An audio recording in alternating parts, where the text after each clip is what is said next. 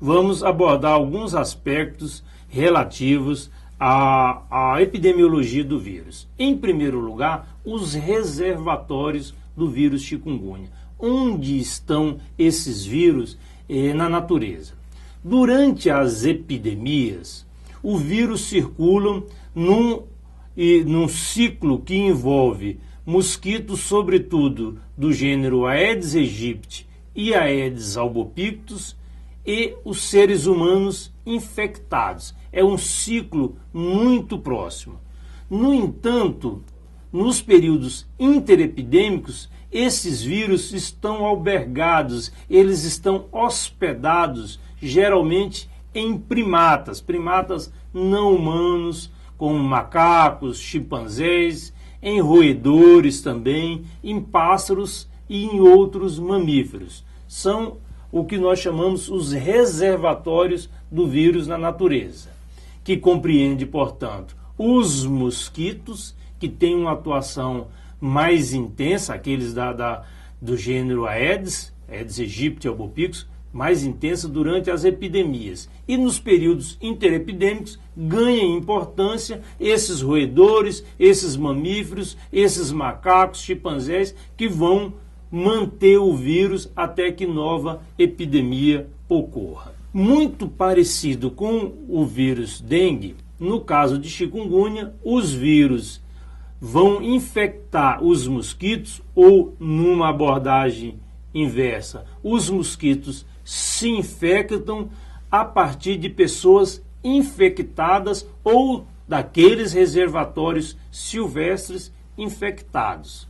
Existem 2 ciclos de circulação do vírus chikungunya. Temos um ciclo silvestre e um ciclo urbano, algo parecido com a febre amarela. No ciclo silvestre do vírus chikungunya, ele vai circular entre mosquitos do gênero Aedes, mas não esse Aedes urbano como Aedes aegypti, ou aquele semi-urbano, semi-rural, que é o Aedes albopictus. São outras espécies de Aedes que esse vírus vai se manter, e desse mosquito Aedes para primatas não humanos, macacos, chimpanzés, ou roedores, ou outros mamíferos, ou inclusive pássaros. Este é o ciclo silvestre do vírus chikungunya. Quando o homem, ser humano, adentra este ciclo silvestre, ele pode ser infectado e estabelecer o ciclo urbano que nós temos visto mais recentemente. No ciclo urbano, o vírus chikungunya circula através dos mosquitos fêmeas do gênero Aedes aegypti e albopictus para ser humano, para o mosquito, para o ser humano. Então, esta cadeia de circulação do vírus existe essencialmente por meio da atuação desses mosquitos do gênero Aedes aegypti e albopictus, como disse. Não há a transmissão de pessoa a pessoa do vírus chikungunya. Não é uma doença que tenha contágio, seja pela respiração ou pela saliva, como acontece com outras doenças virais, inclusive, como nós conhecemos. No entanto, existem outras formas de transmissão desse vírus que merecem nossa atenção. Sobretudo, a transmissão transplacentária. O que é isso? A mãe grávida, a mulher grávida, que adquire a infecção no final da sua gestação, na última semana, nos últimos dias antes do nascimento do bebê, ela pode transmitir esse vírus numa frequência não muito baixa para essa criança. E o que é digno de nota, em pelo menos 50% dos casos, as crianças nascem e adoecem 1, 2, 3 dias depois e desenvolvem formas muito graves da doença, necessitando, na ampla maioria das vezes, uma internação em unidades de terapia intensiva. Isso diferencia de dengue, chikungunya. Por quê? Porque em dengue são raras as transmissões transplacentárias e também igualmente raras as manifestações clínicas no recém-nato, sobretudo manifestações clínicas de gravidade. Não há evidências de alterações genéticas no vírus. Ele não é um vírus que provoca, por exemplo, malformação. Há relatos, embora cientificamente não muito bem documentados, mas de qualquer forma há inúmeros relatos, sugerindo uma elevação no número de abortos espontâneos durante as epidemias de chikungunya. São observações que, evidentemente, merecem novos estudos, novos aprofundamentos de conhecimento para que se estabeleça uma relação causal entre a infecção pelo vírus chikungunya e o abortamento espontâneo. Então, resumindo esta cadeia, uma pessoa que está com o vírus circulando na sua corrente sanguínea, e isso pode acontecer mais ou menos um dia antes do início das manifestações clínicas, até mais ou menos 3 a 5 dias do início, contando a partir do início da febre. Se esta fêmea não estiver infectada, ela vai se infectar ao se alimentar do vírus. Passado aquele período de amadurecimento do vírus no organismo dessa fêmea, que nós chamamos, como dissemos anteriormente, de período de incubação extrínseco, ela vai fazer uma nova alimentação, que tecnicamente chamamos de repasto sanguíneo. Ao fazer essa alimentação, ela injeta o vírus nesta pessoa que ainda não foi infectada. Essa pessoa vai passar um período ali de mais ou menos 3 a 7 dias, com um processo de amadurecimento e replicação do vírus no seu organismo. Este período nós chamamos tecnicamente de período de incubação intrínseco. E, a partir de então, surgem as manifestações clínicas na ampla maioria das pessoas infectadas. Dessa forma, o ciclo está estabelecido. No entanto, cabe uma observação fundamental, que é a capacidade, a possibilidade dos ovos colocados por esta fêmea que está infectada já nascerem contendo o vírus. É a transmissão vertical do vírus dessa fêmea para os seus ovos. E, consequentemente, quando esse ovo chega ao estágio adulto e essa fêmea vai fazer a sua primeira alimentação, ela pode já infectar uma pessoa na primeira alimentação. Por quê? Porque ela já nasceu com o vírus.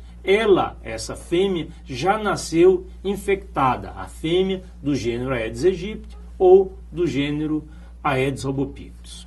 Outro aspecto importante relacionado à característica epidemiológica do vírus chikungunya é a grande taxa, a intensa, a forte taxa de ataque que ela provoca durante essas epidemias. O que vem a ser a taxa de ataque? A taxa de ataque é um termo que nós preferimos utilizar em substituição ao termo incidência para retratarmos epidemias assim que ocorram em comunidades relativamente fechadas num curto período de tempo. A taxa de ataque nos dá uma noção da magnitude, da força da transmissão daquele vírus. E essa taxa de ataque, obtida tendo por base o número total de pessoas daquela comunidade que foram acometidas pela doença,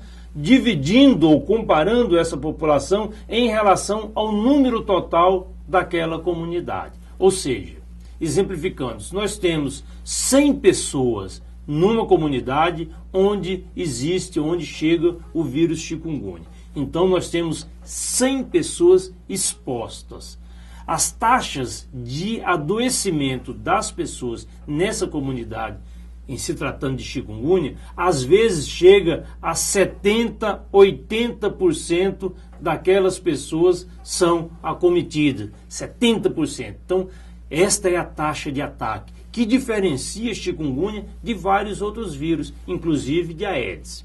E uma outra característica que diferencia chikungunya de dengue é, além da magnitude, da intensidade da taxa de ataque, é o grande percentual de manifestações sintomáticas.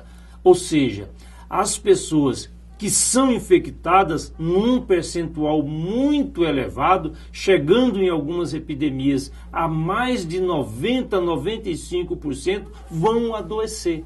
Ao contrário de dengue. Dengue é muito comum, epidemias nas quais nós temos 50%, 60% das pessoas que somente saberão que foram infectadas por meio do mosquito Aedes aegypti ou Aedes albopictus após passada a epidemia e for fazer uma realização e for realizar um exame sorológico no qual demonstre a presença dos anticorpos contra o vírus dengue. Chikungunya não. Quando chega numa comunidade, a maior parte das pessoas pode ser acometida e aquelas que forem infectadas vão manifestar a doença. Característica marcante nessa doença. Falando na possibilidade da pessoa adoecer ou não, nós temos que considerar a experiência imunológica anterior. Para que uma pessoa esteja protegida contra o vírus dengue ou o vírus chikungunya ou qualquer outro tipo de vírus, ela tem que ter anticorpos específicos contra aquele vírus. Como nós estamos nos referindo a uma doença nova no Brasil, significa dizer que a ampla maioria das pessoas não tem anticorpos contra o vírus chikungunya. Ou seja, a quase totalidade da população brasileira está suscetível a, se for infectada pelo mosquito, desenvolver a doença no Brasil, já que não existe vacinas contra o vírus chikungunya e já que não tem uma experiência imunológica na população. Fazendo-se um paralelo com o dengue, hoje nós já temos uma porcentagem elevada de pessoas, sobretudo adultos no Brasil, que têm anticorpos contra os 4 tipos do vírus dengue.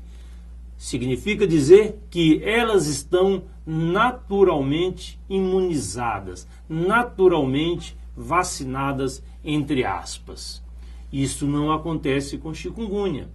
Todas as pessoas que forem infectadas com o vírus serão, em princípio, acometidas pela doença.